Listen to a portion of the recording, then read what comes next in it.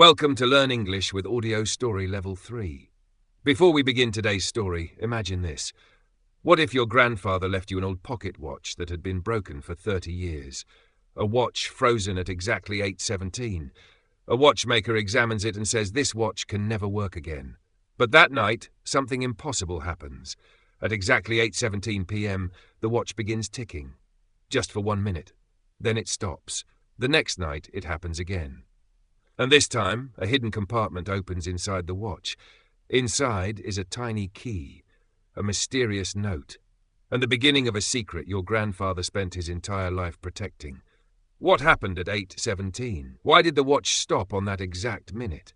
Who was Eleanor Brooks? And what truth was so important that it remained hidden for more than 3 decades? As Daniel follows a trail of forgotten letters, secret locations, missing evidence, and buried memories, he uncovers a mystery that grows deeper with every clue. But the closer he gets to the truth, the more he realizes this was never just a puzzle. It was a promise kept for 30 years. And the final answer will change everything he believed about his grandfather. Stay with this story until the very end, because the last chapter reveals the shocking reason the watch stopped at 8:17, and the emotional secret hidden behind its final tick. So relax, improve your English, and enjoy today's inspiring mystery. The watch that stopped at 8:17, a broken watch, a hidden key, and a secret waiting 30 years to be found. Let's begin. Chapter 1, The Broken Watch. Learn English through Story Level 3. Daniel Carter had never paid much attention to old things. He preferred modern technology. His phone organized his schedule. His laptop stored his work. His smartwatch tracked his daily activities. To Daniel, old objects usually belonged in museums. They were interesting to look at, but not especially useful. That opinion began to change on a cold autumn morning. The day his grandfather's lawyer called. Daniel was sitting in his apartment, drinking coffee and answering emails when his phone rang. The number was unfamiliar. Normally he ignored unknown callers, but something made him answer. "Hello?" A calm voice spoke from the other end. "Mr. Carter?" "Yes. My name is Michael Benson. I am handling your grandfather's estate." Daniel immediately sat upright. His grandfather, Arthur Carter, had passed away 3 weeks earlier. Even now, the loss felt unreal. Arthur had been more than a grandfather. He had been Daniel's closest friend. Growing up, Daniel spent countless weekends with him. They went fishing together, built model airplanes, walked through parks discussing life. Arthur always seemed to know the right thing to say. Whenever Daniel faced a problem, his grandfather offered advice. Not with lectures, not with criticism, just simple wisdom. Now that voice was gone, and the silence felt enormous. The lawyer continued, "Your grandfather left something specifically for you." Daniel blinked. "For me?" "Yes. A personal item." The lawyer explained that Arthur's will contained very few possessions. Most of his belongings had little financial value, but one object carried special instructions. Arthur wanted Daniel to receive it personally. Curious, Daniel agreed to meet later that afternoon. By 3 o'clock he arrived at the lawyer's office. The building stood near downtown, a quiet place filled with shelves of documents and framed certificates. Mr. Benson greeted him warmly. After a brief conversation, the lawyer opened a small wooden box, then carefully pushed it across the desk. "This belonged to your grandfather." Daniel looked inside. At first he felt confused. The object resting in the box appeared ordinary. An old pocket watch, nothing more. Its gold surface had faded over time. Small scratches covered the metal. The chain looked worn. Clearly, it had been used for many years. Daniel picked it up. The watch felt heavier than expected. Solid, well made, yet something immediately stood out. The hands weren't moving. The watch had stopped, frozen at exactly 8:17. Daniel frowned. "It's broken." The lawyer nodded. "As far as I know." Daniel turned the watch over. An engraving appeared on the back, simple words that instantly caught his attention. For Daniel, the truth is always worth finding. He read the sentence twice, then a third time. The truth is always worth finding. The message sounded unusual, almost like a clue. Did my grandfather say anything else? Mr. Benson shook his head. No. The answer disappointed him. Arthur was famous for telling stories, leaving puzzles, creating little mysteries. This felt exactly like something he would do. Yet no explanation accompanied the watch, only the strange engraving. Daniel thanked the lawyer and returned home. That evening he sat at his kitchen table examining the watch. The apartment remained quiet. Outside, rain tapped gently against the windows, the perfect weather for thinking, for remembering. He opened the watch cover. The face looked beautiful despite its age. Roman numerals circled the edge. Delicate hands pointed permanently toward 8:17. The mechanism inside seemed completely dead. No ticking, no movement, nothing. Daniel sighed. Perhaps it truly was just an old keepsake, a family heirloom, important emotionally, but nothing more. Still, something about it felt different. His grandfather had deliberately chosen this item. Why? Out of all his possessions, why the watch? And why include that strange message? The truth is always worth finding. The words lingered in Daniel's mind. The next day he visited a watch repair shop. If anyone could explain the mystery, it would be a professional. The shop stood on a narrow street lined with small businesses. Its sign read, "Miller & Sons Watch Repair Inside." Clocks covered nearly every wall. Large clocks, small clocks, modern clocks, ancient clocks.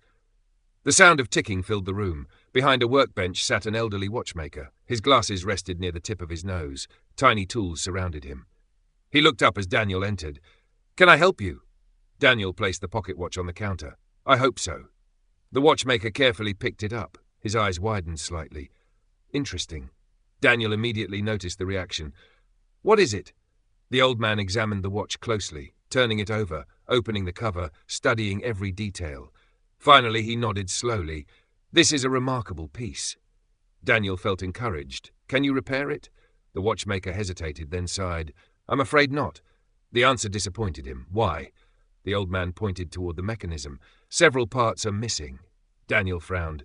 "Missing?" "Intentionally removed." The statement surprised him. Someone had deliberately taken pieces from the watch. But why? The watchmaker continued, "Without those parts, it cannot function." Daniel looked down. "So it's impossible?" The old man nodded. "Completely impossible." The certainty in his voice left little room for doubt. Still, Daniel couldn't stop thinking about the missing pieces. Who removed them? His grandfather? Someone else? And for what purpose? As he prepared to leave, the watchmaker added something unexpected. "I've seen this watch before." Daniel froze. "What?" The old man nodded. "Many years ago." Hope returned instantly. "You knew my grandfather?" "A little." The answer captured Daniel's attention. "What can you tell me?" The watchmaker thought for a moment, then smiled faintly. "Your grandfather visited this shop several times." Daniel waited eagerly. "He always asked the same question." "What question?" The watchmaker's expression grew thoughtful. He wanted to know whether a broken watch could still tell time. Daniel stared. The question sounded strange, almost meaningless, yet somehow important. "What did you tell him?" The old man laughed softly. "I told him no." Then his smile faded, but he disagreed. Daniel felt curiosity growing stronger. What did he say? The watchmaker looked directly at him. "He said some moments matter so much that they never stop." The sentence sent a chill through Daniel. Some moments matter so much that they never stop. The words sounded like a clue, a message, perhaps even a warning. When Daniel returned home, he couldn't stop thinking about them, nor could he stop thinking about 8:17. Why that time? Why not another? What happened at exactly 8:17? The question followed him throughout the evening. Eventually, he placed the watch on his bedside table and went to sleep. Rain continued outside. Wind moved through the trees. The apartment remained quiet. Then something strange happened. At exactly 8:17 p.m. the following evening, Daniel heard a sound, a faint sound, barely noticeable. Tick, tick, tick. Daniel sat upright. His eyes immediately moved toward the bedside table, the pocket watch. It was ticking. For a moment he thought he imagined it. That had to be the explanation. Broken watches didn't suddenly start working, especially watches missing parts. Yet the sound continued. Tick, tick, tick. Daniel grabbed the watch. His hands trembled slightly. The second hand moved, slowly, steadily. Impossible. He stared in disbelief. The watchmaker had been certain. The mechanism couldn't function, and yet it was functioning. Daniel checked the clock on his wall. 8:17 p.m. exactly. The same time displayed on the watch. The same mysterious time. For 60 seconds the watch continued ticking. Then, as suddenly as it started, it stopped. Silence returned. The hands froze once again. Daniel sat motionless. His heart raced. He examined the watch carefully. Nothing appeared different. Nothing explained what happened. Had he imagined it? No, that wasn't possible. He heard the ticking. He saw the movement. It happened. The next evening, Daniel waited. At 8:15 p.m., he sat beside the watch, watching, listening. The room felt unusually quiet. Every second seemed longer. 8:16 p.m., then 8:17. Immediately, the watch began ticking. Again, exactly as before. Daniel's pulse quickened. The second hand moved. 1 complete minute passed. Then silence. The watch stopped. The phenomenon repeated itself, perfectly, precisely, as though following some hidden schedule. Now Daniel knew something important. The watch wasn't broken, or at least not completely. Something was happening. Something impossible, and somehow his grandfather expected him to notice. The message engraved on the back suddenly felt more significant. The truth is always worth finding. Perhaps this was the truth, or perhaps merely the first clue. For the next week, Daniel observed the watch every night. The pattern never changed. 8:17 p.m., 1 minute of ticking, then nothing. Always the same, always precise. The mystery consumed his thoughts. He researched antique watches. Mechanical failures, historical timepieces. Nothing matched his experience. No logical explanation existed. Then, on the 8th night, everything changed. At exactly 8:17 p.m., the watch began ticking once more. But this time, something else happened. A faint click echoed from inside the case. Daniel frowned. He had never heard that sound before. Carefully, he examined the watch, then noticed something unusual. A tiny section near the back had shifted slightly, almost invisible, almost hidden. His heartbeat quickened. Using his fingernail, he gently pressed the area. The metal panel slid open, a secret compartment, hidden inside the watch. Daniel stared in disbelief. The compartment was incredibly small, impossible to notice unless someone knew it existed, and resting inside was an object no larger than a coin, a tiny brass key. For several seconds, Daniel simply stared. The key gleamed beneath the lamplight. Old, worn, mysterious, clearly important. His grandfather had hidden it deliberately, which meant the watch itself wasn't the mystery. The watch was only the beginning. The real mystery had just started. Daniel carefully removed the key, then looked inside the compartment again. Something else remained hidden there. A folded piece of paper, tiny, aged, fragile. With trembling hands, he unfolded it. Only one sentence appeared, one sentence that immediately changed everything. If you found the key, you're ready for the first clue. Daniel's heart pounded.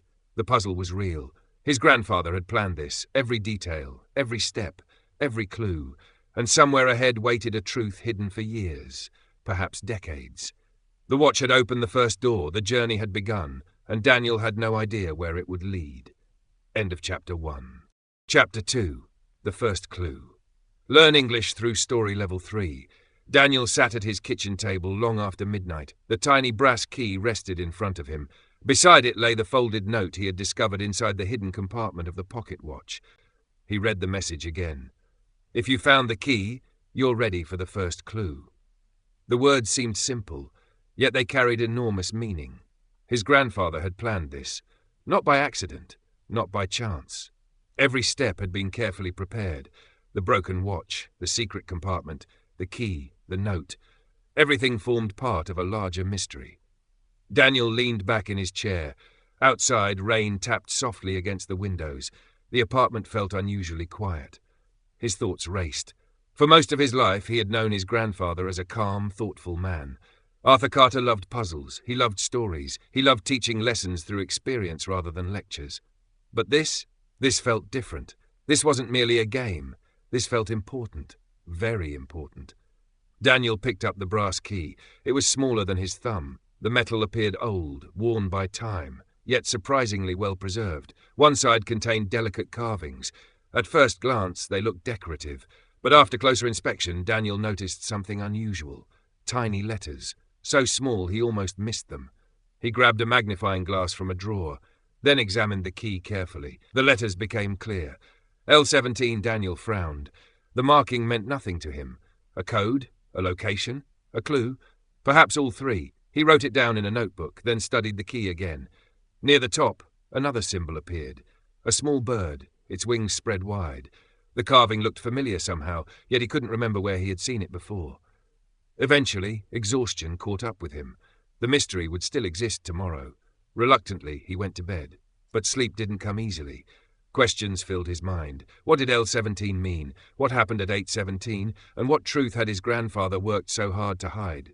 The next morning, Daniel visited his mother's house.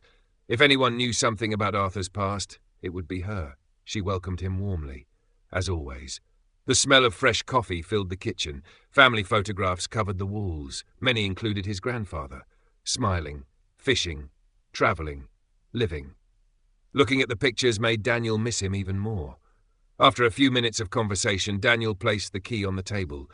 His mother's expression immediately changed. She recognized it, at least partly. "Where did you find that?" Daniel's pulse quickened. "You've seen it before?" She nodded slowly. "Years ago." The answer immediately captured his attention. "What do you know about it?" His mother picked up the key, turning it gently in her hands. "Not much." The response disappointed him. Then she smiled faintly. "But I remember asking your grandfather about it." Daniel leaned forward. "What did he say?" "He told me some doors should remain closed until the right person arrives." The answer sounded exactly like Arthur Carter, mysterious, frustrating, yet meaningful. "Did he ever explain further?" His mother shook her head. "No. Another dead end, or perhaps not entirely." Daniel showed her the carving, the bird symbol. The letters L17, she studied them carefully, then her eyes widened. The bird. Daniel immediately noticed. "What about it?" "I've seen it somewhere." Hope returned. "Where?" She thought for a moment, then stood abruptly. "Wait here." Several minutes passed. When she returned, she carried an old photo album. Dust covered the cover. Clearly it hadn't been opened for years. Together, they flipped through the pages. Family vacations, birthdays, holiday gatherings. Then she stopped. There.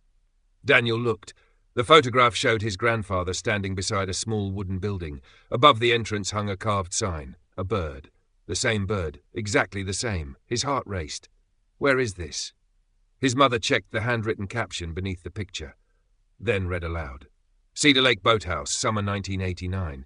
Daniel immediately wrote it down. Another clue. A real location. A place connected to his grandfather and possibly connected to the key. That afternoon, Daniel drove to Cedar Lake. The journey took nearly 2 hours. The scenery gradually changed. Busy streets gave way to forests. Forests gave way to open countryside. By the time he arrived, the sun hung low in the sky. Cedar Lake looked beautiful.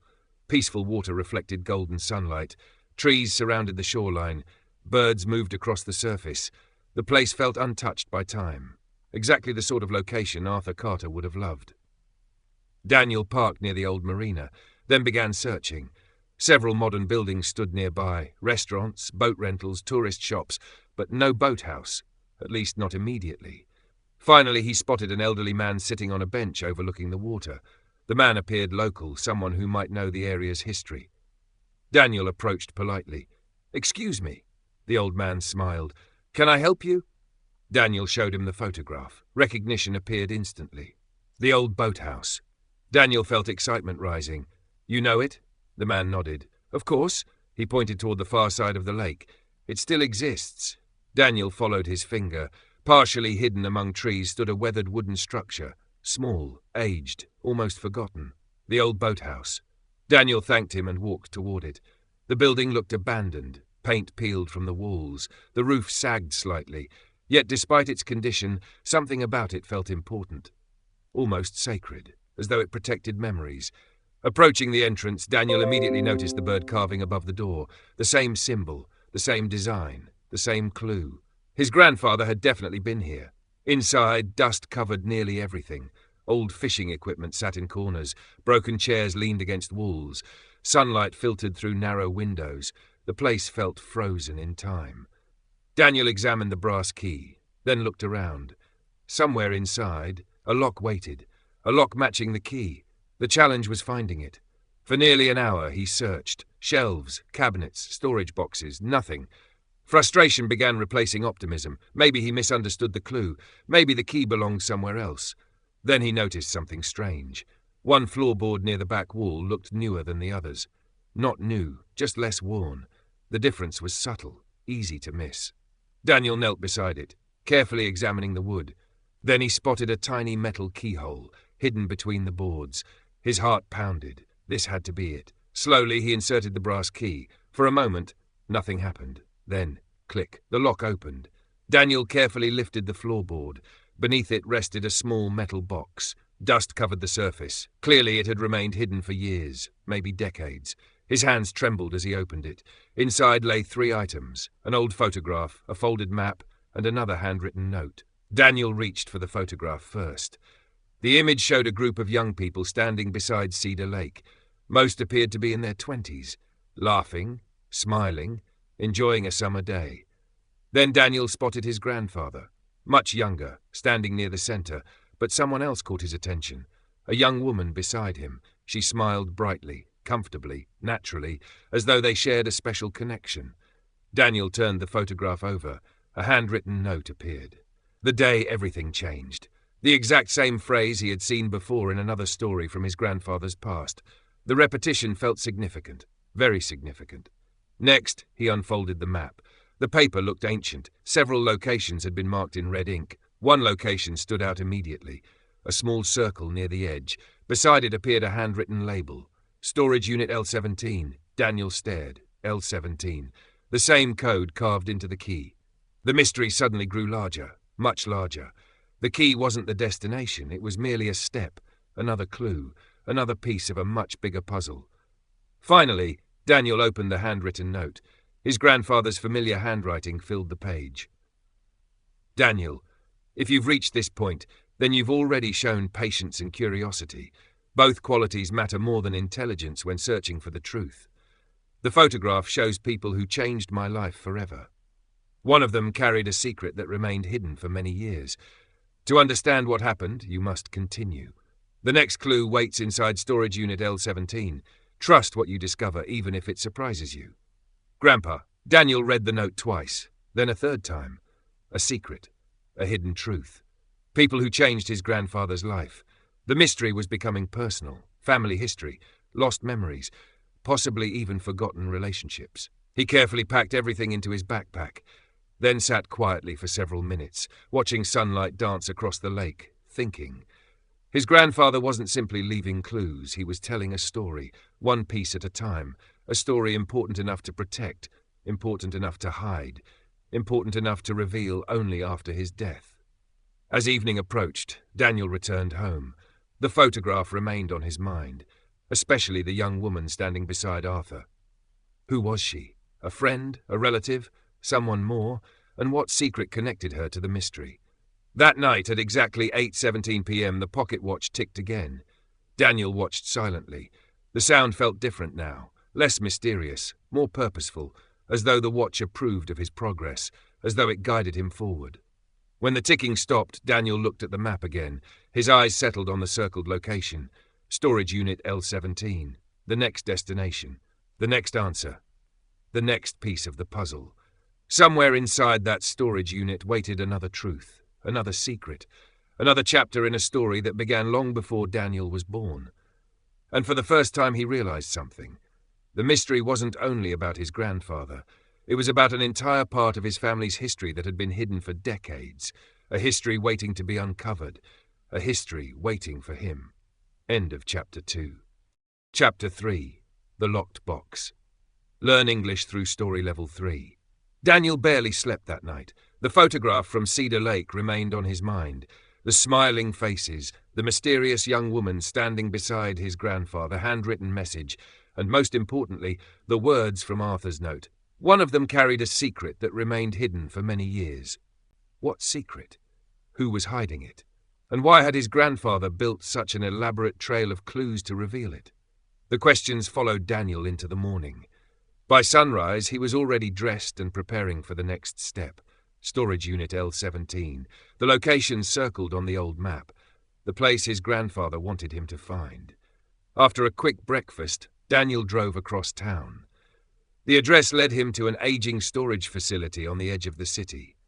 The property looked quiet. Rows of metal storage units stretched into the distance. Tall fences surrounded the area. Security cameras watched from every corner. A small office stood near the entrance. Daniel parked and walked inside. Behind the counter sat a middle-aged woman reading a newspaper. She looked up and smiled politely. "Good morning." Daniel returned the smile. "Good morning." He hesitated for a moment, then explained why he was there. The old map, the storage unit number, his grandfather's name. The woman listened carefully. When he mentioned Arthur Carter, her expression changed slightly. Recognition. Arthur Carter? Daniel nodded. You knew him? She smiled warmly. Everyone here knew Arthur. The answer surprised him. Really? Oh, yes. The woman laughed softly. He rented Unit L17 for almost 30 years. Daniel's eyes widened. 30 years. The same amount of time the watch had been frozen at 8:17. The number appeared again. Not a coincidence. Definitely not a coincidence. What did he keep inside? The woman shrugged. No one knows. Daniel frowned. No one? She shook her head. Arthur always came alone. The mystery deepened. The woman searched through several records. Eventually, she found what she needed. Interesting. What? She pointed at the screen. Arthur left instructions. Daniel felt excitement rising.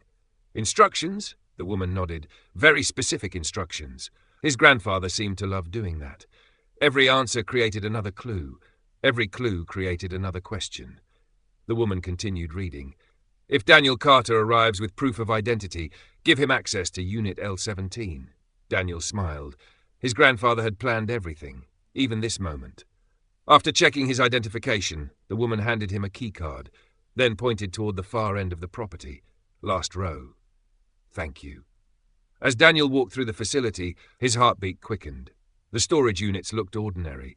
Metal doors, concrete floors, nothing unusual. Yet somewhere ahead waited another piece of the mystery. Finally, he reached Unit L17. The number stood clearly on the door. For a moment, he simply stared at it. 30 years. The unit had waited 30 years, waiting for him. Taking a deep breath, Daniel inserted the keycard. The lock clicked. Slowly, he lifted the door. Sunlight spilled inside. Dust danced through the air. The unit contained surprisingly few items. Most of the space sat empty. Only a wooden table stood near the back wall, and resting on that table was a single object, a large wooden chest. Daniel stepped inside. The chest immediately captured his attention. Dark wood, brass corners, carefully crafted. It looked old, very old, yet remarkably well preserved. A small envelope rested on top. Daniel recognized the handwriting instantly. Arthur Carter. His grandfather. He opened the envelope. Inside waited another note. Daniel, if you are reading this, then you've reached the place where the truth begins. The watch led you here. The key opened the path. Now you must decide whether you wish to continue. The contents of this chest changed my life, and they may change yours as well. Inside you will find answers, but answers often create new questions. Be prepared, Grandpa. Daniel folded the note carefully, then looked at the chest. His grandfather's words echoed in his mind. The contents of this chest changed my life. That sentence alone made the chest feel important, almost sacred. Slowly he lifted the lid. The hinges creaked softly. Then the chest opened. Daniel stared. Inside were dozens of letters, photographs, documents, newspaper clippings, and at the very bottom rested a smaller locked box. For several moments he didn't move. It felt like opening a doorway into the past. A hidden chapter of his grandfather's life, one nobody else had seen, one nobody else had understood. Carefully, Daniel picked up the first bundle of letters. Each envelope carried the same name, Arthur Carter. The letters appeared old, some more than 30 years old, others older still. Most had already been opened. One by one, Daniel began reading. The letters came from different people, friends, business partners, family members, yet one name appeared repeatedly. Eleanor Brooks. Daniel frowned. The name meant nothing to him. He had never heard it before, and yet nearly half the letters came from her. Who was Eleanor Brooks? The question immediately joined the growing list of mysteries. He continued reading. Gradually, a picture began forming. Eleanor and Arthur had been extremely close. The letters revealed trust, respect, friendship, perhaps even affection. Yet Daniel had never heard anyone mention her. Not once. That seemed strange. Very strange. Then he discovered a photograph. The image showed Arthur standing beside a young woman, the same woman from the Cedar Lake photograph. Eleanor Brooks. Written on the back appeared a date, 32 years earlier, and beneath it another message. Some friendships last forever. Daniel studied the image carefully. His grandfather looked genuinely happy. The woman smiled warmly. The connection between them seemed obvious, important, meaningful, yet still unexplained. As he continued searching, he discovered another envelope. Unlike the others, this one remained sealed. Across the front appeared a handwritten warning. "Do not open until you understand what happened at 8/7." Daniel stared. The message immediately captured his attention. At 8:17, the same time frozen on the watch, the same time the watch came alive each night. The mystery was clearly connected, but how? And what happened at exactly 8:17? He carefully placed the envelope aside. His grandfather's instructions felt deliberate. There would be a reason, a very important reason. Hours passed. Daniel continued exploring the chest. The deeper he searched, the more questions emerged. Then he discovered something unexpected. A newspaper clipping. The headline immediately caught his attention. "Local woman missing after storm." Daniel froze. His eyes moved lower. The accompanying photograph showed Eleanor Brooks, the same woman, the same smile, the same face. The article described an incident occurring 30 years earlier, a severe storm, a boating accident, a disappearance. Authorities searched for weeks, but Eleanor was never found. Daniel read the article twice, then a third time. A missing person, a tragedy, a mystery. And somehow his grandfather was connected. His pulse quickened. The story was becoming much larger than he expected, much more emotional. At the bottom of the article, another detail appeared. The incident occurred at exactly 8:17 p.m. Daniel's breath caught. There it was, the number, the answer, or at least part of it. Something happened at 8:17, something significant enough to freeze a watch, something important enough to shape the rest of Arthur's life. Daniel sat quietly. The realization settled slowly. Every clue pointed toward that evening, that storm, that disappearance. Then he remembered the smaller locked box. Perhaps the next answers waited inside. He reached into the chest and carefully removed it. Unlike the larger chest, this box remained secured by a brass lock. No key accompanied it, at least not immediately. Daniel examined every side, then noticed a folded note attached underneath. His grandfather's handwriting appeared once again. "If you've reached this point, you're closer than ever. But some truths require courage. Inside this box is the reason I never stopped searching. The key is hidden where our story began. Look closely at the photograph from Cedar Lake." Daniel read the message twice, then quickly grabbed the photograph. The image of Arthur and Eleanor. What had he missed? Using his phone's camera, he zoomed in, examining every detail, every shadow, every object. Then he noticed something. Near the edge of the photograph stood a small wooden sign, partially hidden by trees. At first glance, it seemed unimportant. Then he enlarged the image. Words became visible. Boathouse 8. Daniel's eyes widened. A location, another clue, another step forward. His grandfather truly had planned everything. Every answer led to another destination. Every destination revealed another piece of the story.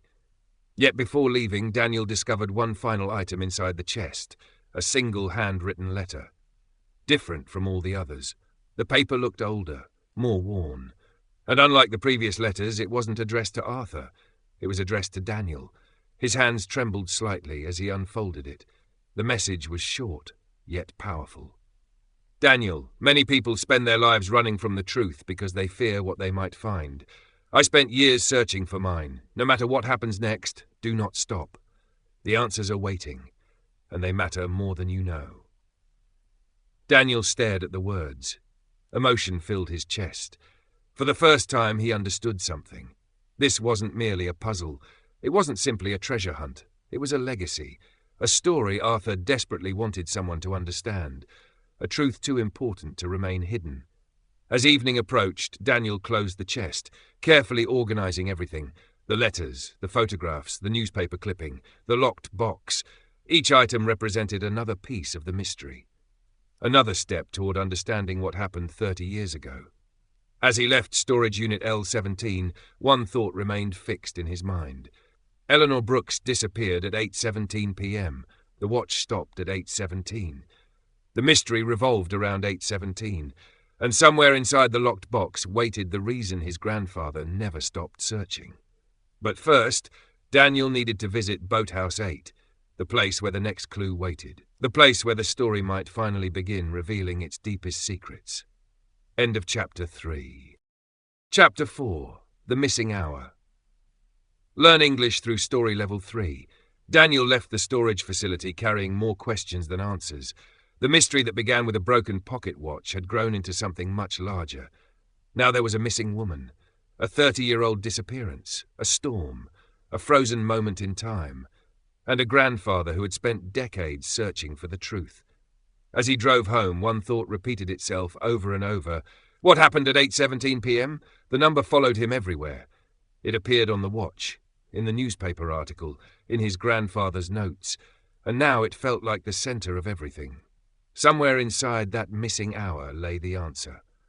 That evening, Daniel spread all the clues across his dining table. The pocket watch sat in the center. Around it lay photographs, letters, maps, and notes. The collection looked less like family memories and more like evidence in a detective's investigation. For hours he studied every detail, every date, every name, every handwritten message. Eventually his eyes settled on the photograph from Cedar Lake, the one showing Arthur and Eleanor together. Near the edge stood the weathered sign. Boathouse 8. The next clue. The next destination, the next piece of the puzzle. The following morning, Daniel returned to Cedar Lake. The weather had changed. Grey clouds covered the sky. A cool wind moved across the water. The lake looked completely different from his previous visit. Darker, more mysterious, almost as though it remembered what had happened there. After parking near the marina, Daniel followed a narrow trail along the shoreline. The path wound through tall trees and thick brush. Birds called from the branches overhead. Leaves rustled beneath his feet. The deeper he walked, the quieter everything became. Finally, he saw it. Boathouse 8. The structure stood near a secluded section of the lake, smaller than the main boathouse, older, more weathered. Time had not been kind to it. The wooden walls showed signs of decay.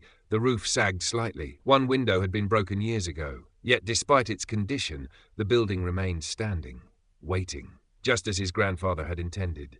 Daniel approached carefully. The old door resisted at first, then slowly opened with a long creak. Dust filled the air. Sunlight entered through gaps in the walls. The inside appeared mostly empty. A few old shelves, broken fishing equipment, several wooden crates. Nothing immediately stood out. For a moment, disappointment appeared. Perhaps the clue was gone. Perhaps time had erased whatever Arthur wanted him to find. Then Daniel remembered something his grandfather often said. The best clues hide in plain sight. He smiled. Arthur had loved repeating that phrase, so Daniel looked more carefully. He examined the walls, the shelves, the floor, every corner.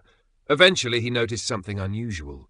One section of the wall looked newer than the surrounding wood. Not new, just different. The nails appeared less rusted. The boards seemed slightly newer. Someone had repaired that section years ago. Curious, Daniel walked closer. His fingers moved across the surface. Then he found it.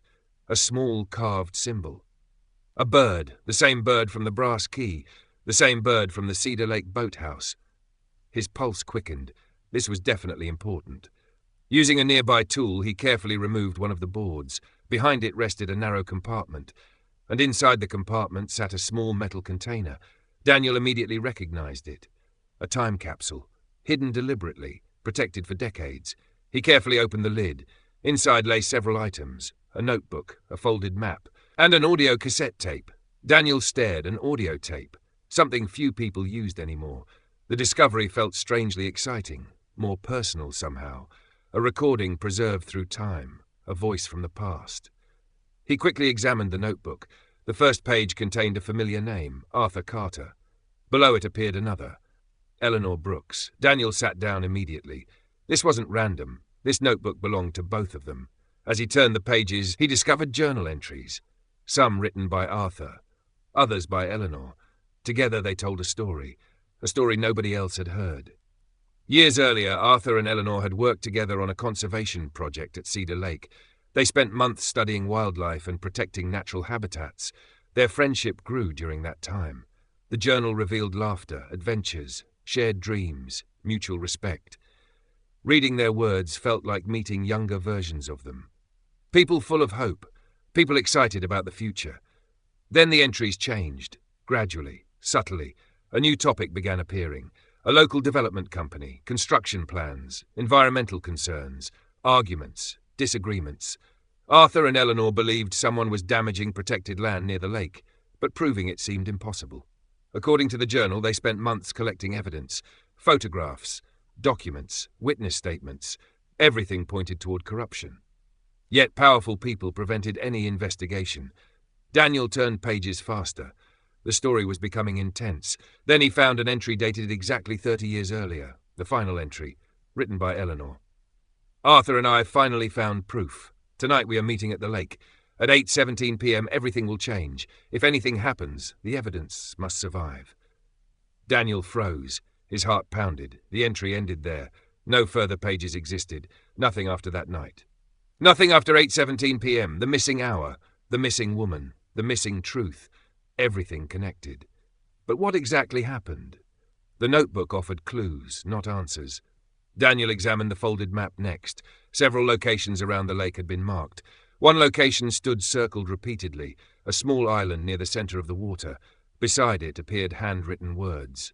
The last meeting place. Daniel stared. The mystery continued.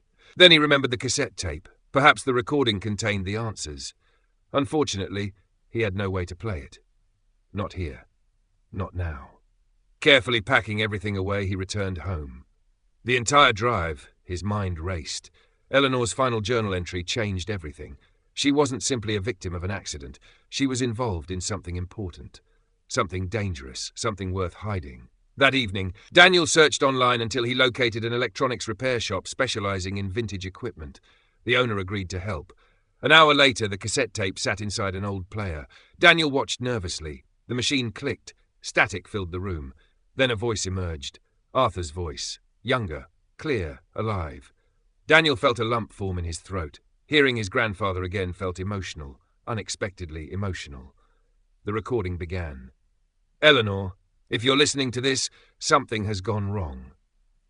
Daniel sat perfectly still. Every word mattered. We were supposed to meet at the island. A pause. Static. Then Arthur continued. The evidence is safe. Another pause. His voice sounded worried, urgent, afraid. I know what happened wasn't an accident. Daniel's eyes widened. The statement changed everything. Not an accident. Then Arthur spoke words that sent chills down Daniel's spine. Someone followed us. Silence filled the room. The recording crackled softly, then continued. If anything happens to me, the truth must survive. The message ended abruptly. Static returned. Nothing else. Daniel sat motionless. His thoughts raced. Someone followed them. Someone knew about the evidence. Someone wanted it hidden. Suddenly, the disappearance looked very different. The boating accident described in newspaper reports might never have been an accident at all. Arthur suspected something else, something far darker. Yet another question remained. Why did he never tell anyone? Why keep searching for 30 years? Why leave clues instead of answers? The following day brought another surprise. Daniel visited his mother again, this time carrying the notebook. The moment she saw Eleanor's photograph, her expression changed dramatically. Colour disappeared from her face. Daniel noticed immediately. Mom? She remained silent, staring at the image, then slowly sat down. What is it? For several moments she said nothing. Finally she whispered, I know her. Daniel froze. What? His mother nodded. Tears appeared in her eyes. I've met her. The statement felt impossible. Eleanor Brooks? Yes. Daniel's pulse quickened. When? His mother looked toward the window as though revisiting a distant memory. About 25 years ago. Daniel could hardly believe what he was hearing. The newspapers claimed Eleanor disappeared 30 years ago, yet his mother had seen her 5 years later. Alive. The revelation changed everything. Why didn't you tell anyone? His mother's voice trembled. Because your grandfather asked me not to. Daniel stared. What? He told me it was for her safety. The room suddenly felt smaller, the mystery deeper, more complicated. His mother continued. Eleanor wasn't dead. Daniel could barely breathe. Then where was she? His mother hesitated, then answered softly, hiding. The word echoed through Daniel's mind. Hiding. For years, perhaps decades. Which meant Eleanor's disappearance had been intentional. Not an accident, not a tragedy, an escape, a choice, or perhaps a necessity. Daniel sat silently. The pieces finally began fitting together. The corruption, the evidence, the threats, the disappearance. Someone wanted Eleanor gone. And Arthur spent 30 years protecting her secret.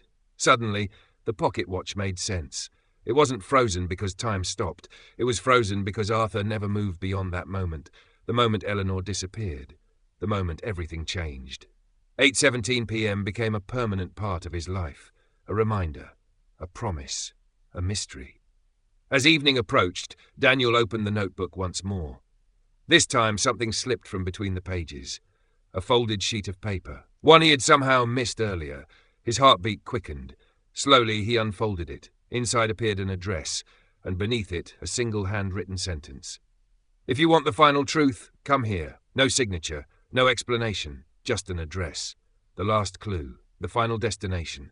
Daniel stared at it. After weeks of searching, after following every lead, after uncovering decades of secrets, he was finally close. Closer than ever, the mystery of 8:17. The disappearance of Eleanor Brooks. The reason Arthur never stopped searching. All the answers waited at that address. And for the first time since receiving the pocket watch, Daniel realized the journey was almost over. But something told him the final truth would be far more surprising than anything he had discovered so far. End of Chapter 4. Chapter 5. The Last Tick. Learn English through Story Level 3. Daniel barely slept. The address he had discovered lay on his bedside table beside the pocket watch. For hours he stared at both objects. The address represented the final clue, the final destination, the final piece of a mystery that had remained hidden for more than 30 years. The watch represented the beginning, the object that started everything. The object his grandfather deliberately left behind. The object frozen forever at 8:17. Now both clues sat together. The beginning and the end, connected by decades of secrets. As dawn arrived, Daniel made his decision. Today he would finish the journey. Today he would learn the truth. The address led to a small coastal town nearly 4 hours away. Daniel packed the notebook, the letters, the photographs, and the pocket watch. Then he started the long drive. The road stretched across rolling hills and quiet countryside. Morning sunlight painted the landscape gold. Normally, Daniel enjoyed long drives. Today was different. His mind remained focused on one thing. The truth. What would he find? Who would he meet? And why had his grandfather waited until after his death to reveal everything? Hours later, a weathered sign appeared beside the highway. "Welcome to Seabrook Harbour." Daniel slowed his car. The town looked peaceful. Fishing boats rested in the harbour. Seagulls drifted overhead. Colourful houses lined the waterfront. The atmosphere felt calm, ordinary. Yet somewhere inside this quiet town waited answers that had shaped 3 decades of lives. The address led him to a small white cottage overlooking the ocean. Flowers filled the garden. Wind chimes moved gently on the porch. The house looked welcoming, peaceful, almost timeless. Daniel parked and sat quietly for a moment. His heart raced. This was it. The final step. The last clue. The truth his grandfather spent years protecting. Taking a deep breath, he walked toward the front door, then knocked. For several seconds, nothing happened. Then footsteps approached. The door slowly opened. An elderly woman stood before him. Silver hair, kind eyes, a gentle smile. Daniel immediately recognized her, not from real life, from the photographs, from the journal, from the newspaper clipping. Eleanor Brooks. For a moment, neither spoke. The years seemed to disappear. Past and present meeting at last. Finally, Eleanor looked closely at him. Then her eyes widened. "You have Arthur's eyes." Daniel felt a chill. She knew immediately. She recognized the connection. "I'm Daniel Carter." The woman's expression softened. For several seconds, she simply stared at him. Then tears appeared in her eyes. "Arthur's grandson." Daniel nodded. Eleanor smiled sadly. "I always hoped this day would come." The answer surprised him. "You did?" She stepped aside. "Please come in." The cottage felt warm and comfortable. Books lined the shelves. Photographs covered the walls. The ocean shimmered beyond large windows. Everything felt peaceful. A life built carefully, quietly, far away from the past. They sat together near the fireplace. For a moment, neither knew where to begin. Finally, Daniel removed the pocket watch from his bag. The moment Eleanor saw it, her eyes filled with emotion. She reached toward it carefully, almost reverently. "I haven't seen this in 30 years. Daniel placed it in her hands. She held it gently, as though holding a memory, as though holding a piece of Arthur himself. Then she smiled. "He kept it." Daniel nodded. "All these years." Eleanor looked down. He always would. The room fell silent. Then Daniel asked the question that had followed him from the beginning. What happened at 8:17? The smile disappeared. The years returned, the memories returned. Everything changed. Eleanor took a slow breath, then began speaking. 30 years ago, Arthur and I uncovered evidence of illegal activity around Cedar Lake. Daniel listened carefully. The journals had hinted at this. Now the full story would emerge. Eleanor continued. A powerful company had been secretly dumping toxic waste near protected land. Several officials accepted bribes. Records disappeared. Investigations were blocked. The corruption ran deep, very deep. Arthur and Eleanor spent months gathering evidence. Photographs, documents, financial records, witness statements. Eventually, they had enough proof to expose everything. But someone learned what they were doing. Someone powerful, someone dangerous. Daniel felt his pulse quicken. The mystery suddenly felt more serious than ever. We received threats. Eleanor's voice remained calm, but sadness lingered beneath it. At first, we ignored them. Then things escalated. Strange cars appeared outside their homes. Phone calls arrived late at night. People followed them. The message became clear. Stop searching. Stop investigating. Stop asking questions. But they refused. Arthur believed truth mattered. Eleanor believed justice mattered. Neither would back down. Then came the storm. The night everything changed. The night frozen forever inside the watch. At exactly 8:17 p.m., Eleanor said softly, I received a warning. Daniel leaned forward. A warning? She nodded. A friend inside the company contacted me. The friend had discovered something terrifying. Certain people planned to destroy the evidence. Possibly worse. Much worse. If Eleanor remained in town, her safety could not be guaranteed. Everything changed in a single moment. 8:17 p.m. The exact minute preserved on Arthur's watch. The exact minute his life changed forever. The exact minute Eleanor disappeared. So you left? Eleanor nodded. I had no choice. Her voice trembled slightly. I wanted to tell Arthur. Daniel immediately understood. But there wasn't time. No. The answer came quietly. The warning arrived too late. Events moved too quickly. Within hours, Eleanor vanished. New identity, new location, new life. The authorities publicly treated it as a disappearance, a tragic accident, a mystery. Only a handful of people knew the truth. Arthur was one of them. Daniel blinked. Arthur knew? Eleanor smiled sadly. Not immediately. For several months he believed she was gone, perhaps dead, perhaps lost forever. Then a message finally reached him. A message proving she survived. A message explaining everything. Relief followed, but also responsibility.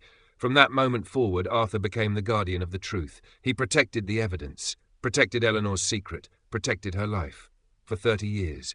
Daniel sat quietly. The story finally made sense. Every clue, every mystery, every unanswered question, the watch, the journal, the letters, the hidden compartments, everything connected.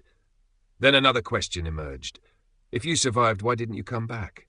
Eleanor looked toward the ocean. Sunlight danced across the water. The answer took time. Finally she spoke, because life moved forward. The words carried both sadness and peace. She built a new life, a new identity, new relationships, new experiences.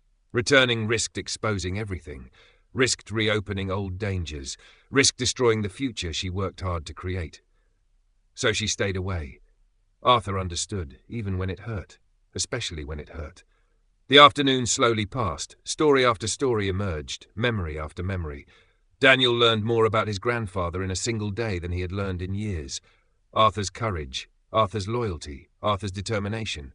Most importantly, Arthur's friendship. A friendship strong enough to survive 30 years of silence. As sunset approached, Eleanor stood. There is one more thing. Daniel looked up. She walked toward a bookshelf, then removed a small wooden box. The box appeared familiar, old, carefully preserved, protected. When she returned, she placed it on the table. Arthur left this with me. Daniel's eyes widened. What? Eleanor nodded. He said it belonged to you. Slowly, Daniel opened the box. Inside rested a folded letter. Nothing else, just a letter. His grandfather's final letter, addressed directly to him. With trembling hands, Daniel opened it. The familiar handwriting immediately appeared. Dear Daniel, if you are reading this, then you finished the journey. I knew you would. Curiosity runs in our family. Daniel smiled despite the emotion filling his chest. That sounded exactly like Arthur.